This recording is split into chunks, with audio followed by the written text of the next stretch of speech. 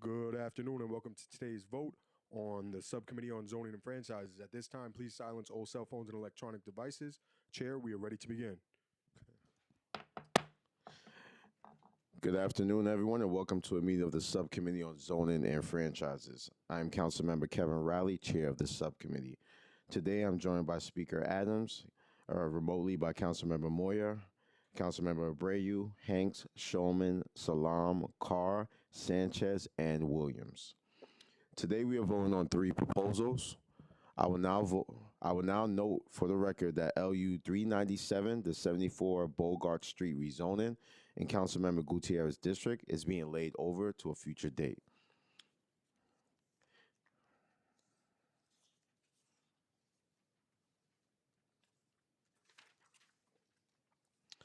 First, we will vote to approve with modification a set of city-sponsored applications known as the Jamaica Neighborhood Plan under LU number 369, 370, and 371, along with the related action under LU 372 for the Station Plaza Jamaica City Map Amendment, all of which are related to a property in Councilmember Williams and Councilmember Gennara's district, as well within Speaker Adams' district in Southeast Queens.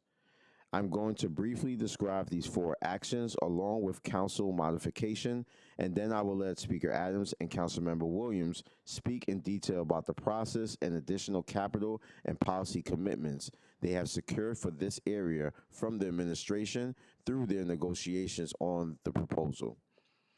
The Jamaica Neighborhood Plan seeks to rezone approximately 230 blocks in Southeast Queens, including downtown Jamaica, industrial areas to the east and south, and key corridors such as Hillside, Jamaica, and Liberty Avenues, as well as Suffin, Guy R. Brewer, and Merrick Boulevards. The plan will bring over 11,800 additional housing units, including over 4,000 affordable units. It will also generate over 2 million square feet of new commercial and community facility spaces, bringing more than 7,000 new jobs. To support this growth and community goals expressed throughout over 3 years of planning and those engagements, the administration is committing over 412 million in new capital and programmatic investments, which I will let Speaker Adams and Councilmember Williams describe further in their remarks. We will vote to approve with modification the proposed zoning map amendment under LU 369, which updates existing zoning throughout the project area to allow for increased housing opportunities, including affordable housing, and support the development of new commercial and light industrial businesses. Our modifications to the proposed zoning map amendments application will make targeted adjustments to densities along corridors extending south of downtown Jamaica and remove very limited portions of certain districts along the southern corridors from the rezone area. These modifications create a transition from the higher densities of downtown Jamaica to residential neighborhoods to the south, where there are blocks of occupied homes and less access to transit, while still ensuring new opportunities for significant housing and affordable housing development that will revitalize the corridor of Suffin, Guy R. Brewer, and Merrick Boulevards. The council is also modifying the M zone between Liberty Avenue and the LIRR, Merrick Boulevard, and 180th Street from an M2-3A district to an M1-2A district in order to support clean redevelopment of open industrial uses like scrap yards and waste transfer stations, while ensuring appropriate scale for these narrow streets, which are close proximity to residential communities. We will vote to approve with modification the proposed zoning text amendment under LU 370, which advances the plan's goal for reworking the special downtown Jamaica rules, as well as implementing affordability requirements through the mapping of mandatory inclusionary housing areas through the plan area. This new MIH area is the largest ever to be established since MIH was created in 2016. Our modifications will adjust the applicability of MIH options throughout the new MIH areas by removing MIH option 2 from the downtown Jamaica area, leaving in place the more deeply affordable MIH option 1 and 3, where higher density rental projects are likely to close proximity to transit. The remainder of the proposal MIH areas in lower density corridors, such as downtown, where home ownership development is more likely, will permit MIH option 1, 2, and 3. As part of the plan, we will vote to approve proposed UDAP application under LU 371, which seek the designation of Urban Development Action Plan, approval of the Urban Development Action Area Project, and related disposition of city-owned property for parcels owned and managed by HPD, which will facilitate the development of two 100% affordable housing development along Union Hall Street, with approximately 83 units of rental units and 34 units of home ownership in Speaker Adams' district. And we will also vote to approve the related LU 372 for the Station Plaza Jamaica City map change, an application by New York City Department of Transportation and the Economic Development Corporation to amend the city's map to facilitate refinements to the overall design of the ongoing Station Plaza Enhancement Project, which is within the Jamaica Neighborhood Plan area in Councilmember Williams' district. The updated Station Plaza project will increase pedestrian access and safety, improve traffic flow, and enhance the public open spaces immediately adjacent to downtown Jamaica's transit hub.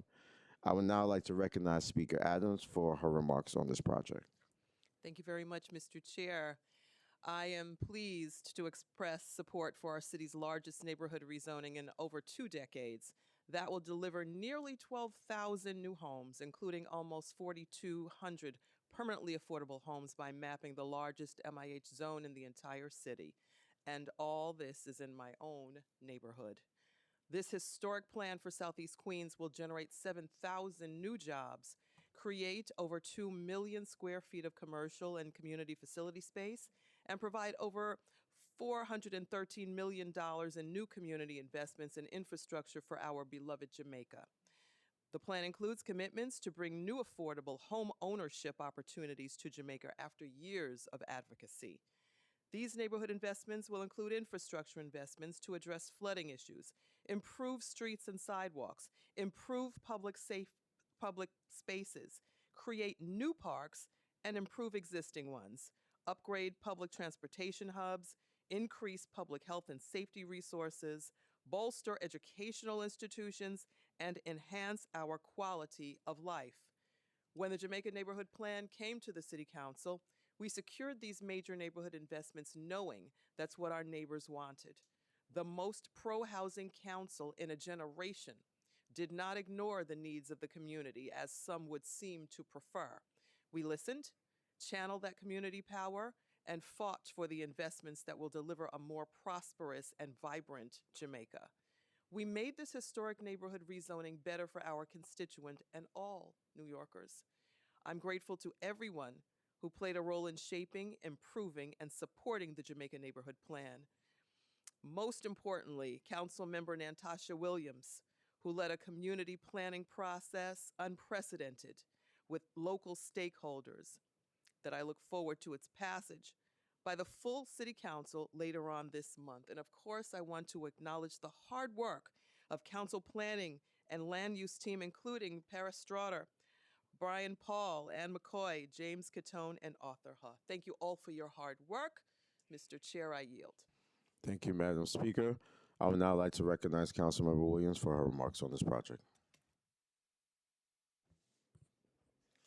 Thank you, Chair Riley, and thank you, Speaker Adams, for your support, and to all the members of the subcommittee. I know I stressed you out a little bit, but for years, administration after administration has brought forward working groups and action agendas for downtown Jamaica, but real change never came.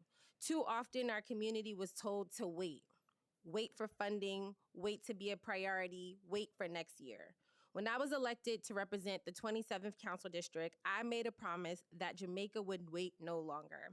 Our families, our small businesses, and our young people deserve more than promises. They deserve results. They deserve housing that is affordable, jobs that can sustain a family, and public spaces that reflect the pride and possibility of Southeast Queens. This Jamaica Neighborhood Plan is the result of that commitment. It finally makes Jamaica a priority.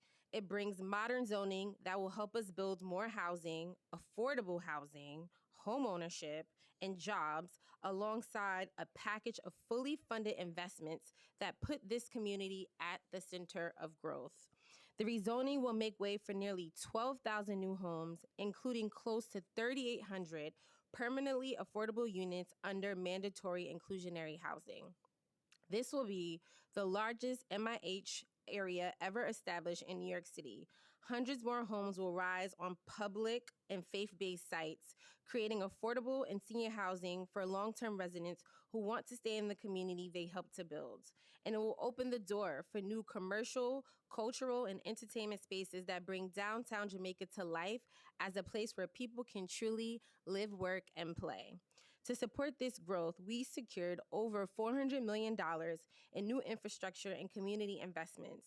These priorities came directly from the people. They came from the voices we heard at town halls, from steering committee members, from youth symposiums, and from neighbors who showed up and spoke up over the last 2 years.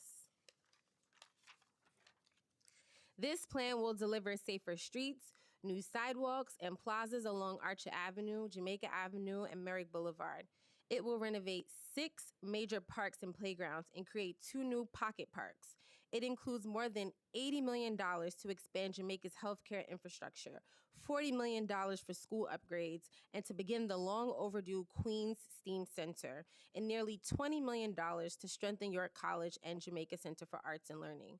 We also fought for new funding to expand workforce development and small business programs that will keep opportunities right here at home.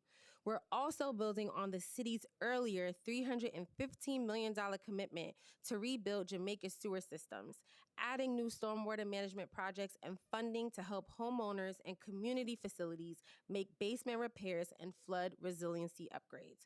We secured commitments for new affordable housing on city-owned land, including affordable home ownership on Farmers Boulevard, and deeply affordable housing with the new community center at the South Jamaica Multi-Service Center on Guy Brewer Boulevard in the Speaker's District. And because real change requires accountability, the administration, thank you very much, I know y'all are here, has agreed to create and fund an independent downtown Jamaica oversight task force. This task force will be supported by a third-party facilitator to make sure agencies stay coordinated, progress stays transparent, and the public stays involved every step of the way. Finally, in response to community feedback during public review, the council is also making modifications to the Suffin, Guy Brewer, and Merrick corridors to reduce height as one moves from downtown Jamaica into the M zone between Liberty Avenue and the Long Island Railroad. We are modifying this M zone from an M23A district to an M12A to encourage clean commercial redevelopment of open nuisance industrial uses like scrap yards and cement plants while ensuring that scale is appropriate. I want to thank the Department of City Planning for their tireless work, my colleagues across City Hall for their partnership, and the members of the Jamaica Area-Wide Rezoning Steering Committee and executive committees for their leadership and faith in this process. I also want to thank the Council Land Use team, Paris, Brian, James, Arthur, my incredible staff, Whitney, Amir, Clotilde, Joanne, for their dedication and perseverance. Today, we are not just voting on a rezoning. We are voting on reinvestment, on equity, on hope. We are voting to give Jamaica the same opportunity to thrive that it has given this city for generations. Thank you for the opportunity to speak, and I will ask all of my colleagues to join me in supporting the Jamaica Neighborhood Plan. Thank you. Thank you, Councilmember Williams. Moving on to our next project, we will vote to approve LU's 396 for the 535 Morgan Avenue rezoning, a private application to rezone an existing M1-1 district to a C7-1 district to facilitate the development of a new supermarket in the existing retail development along the western edge of the development site. The zoning change will allow a portion of the existing building to be re-tenanted by a grocery store user of greater than 10,000 square feet, which is not permitted as a right under the existing zoning. This project is located in Brooklyn in Councilmember Gutierrez District. I will now call for the vote with the support of the local members to approve with modification LUs 369 and 370 for the zoning map and zoning text amendment to implement the Jamaica Neighborhood Plan and to approve LUs 371 for the UDAP action and related disposition in connection with the Jamaica Neighborhood Plan, as well as LU 372 for the Station Plaza Jamaica City map change, and will also approve LUs 396 for the Morgan Avenue rezoning. Council, can you please call the roll? Chair Riley. Congratulations to my colleagues on the wonderful plan. I vote aye. Councilmember Moya. I vote aye. Councilmember Abreu. Congrats to my colleagues. I vote aye. Councilmember Hanks. Congratulations, I vote aye. Councilmember Shulman. Congratulations, I vote aye. Councilmember Salam. Congratulations, I vote aye as well. Councilmember Carr. With congratulations, I vote aye on all. Chair, by a vote of 7 in the affirmative, 0 in the negative, and no abstentions, the items are adopted and referred to the full Land Use Committee. Thank you. That concludes today's business. I would like to thank the members of the public, my colleagues, subcommittee council, land use and other council staff, and the Sergeant at Arms for participating in today's meeting. This meeting is hereby adjourned. Thank you.